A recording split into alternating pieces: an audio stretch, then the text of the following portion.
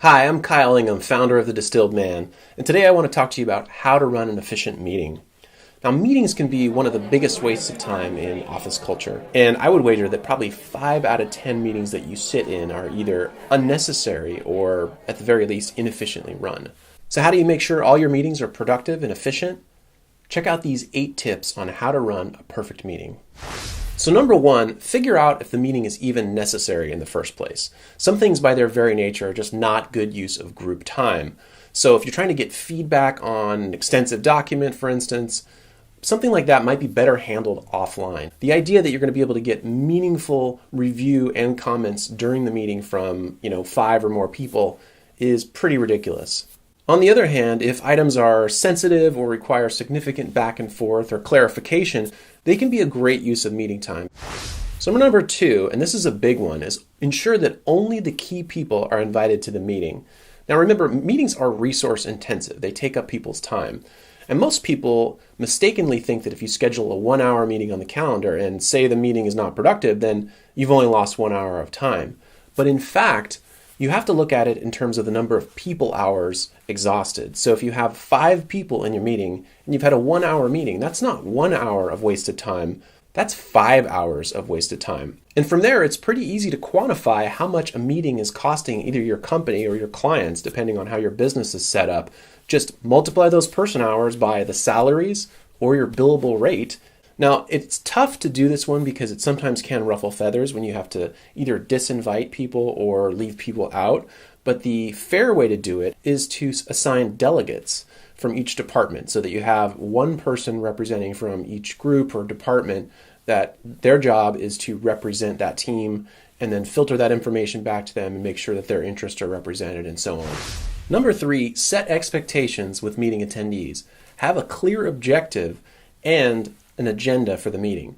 You really need to think about what the meeting purpose is. Do you want to decide something? Do you want to gain buy-off on something? Do you want to get input on something? You need to have a clear idea of what the objective of the meeting is. And more importantly, you need to actually communicate that to the people who are in the meeting so that when they get there, or even before, ideally, they know why they're there. Now, for shorter meetings of 30 minutes or maybe even an hour, a written agenda isn't necessary in the meeting for everyone, but beyond an hour, you absolutely need not only a written agenda that's sent out ahead of time, but one that's actually in front of the participants during the meeting. And on that note, don't be beholden to typical meeting times of 30 minutes or an hour just because that's what your calendar tool automatically sets. You may need a face-to-face meeting, but it doesn't mean that you need a full 30 minutes.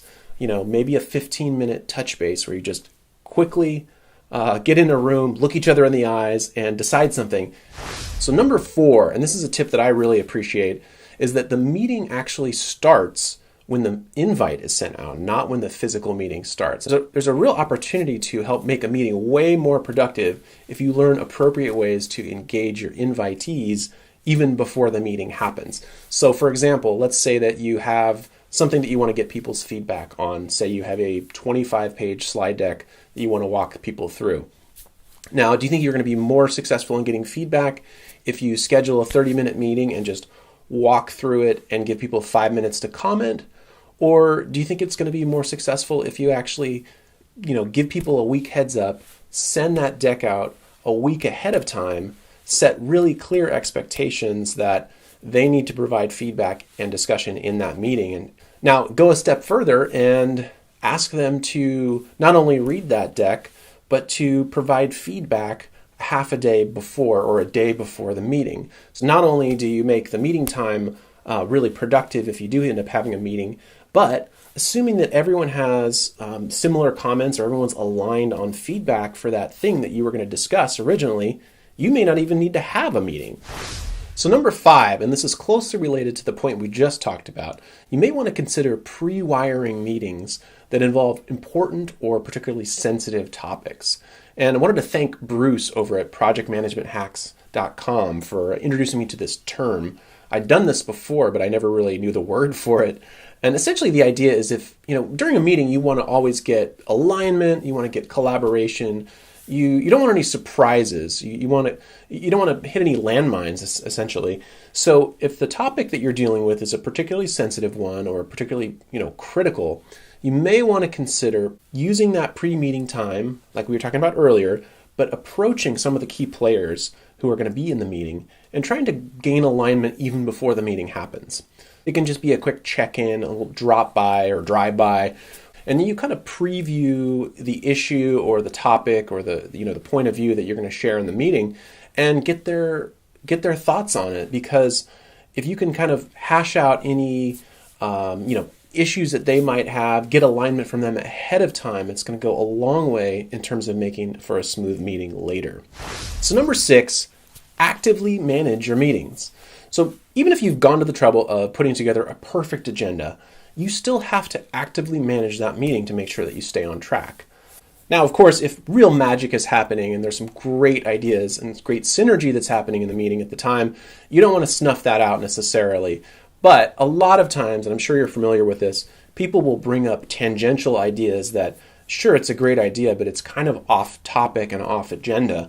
So the trick for that is actually using the parking lot method, where you can just use, a corner of the whiteboard, or if you have one of those flip chart sheet things, just capture that in a parking lot and get them to focus again on the agenda. And so your job as meeting facilitator is to not only make sure that you stay on topic and stay on track, but make sure that you're, getting equal representation from the attendees in the room.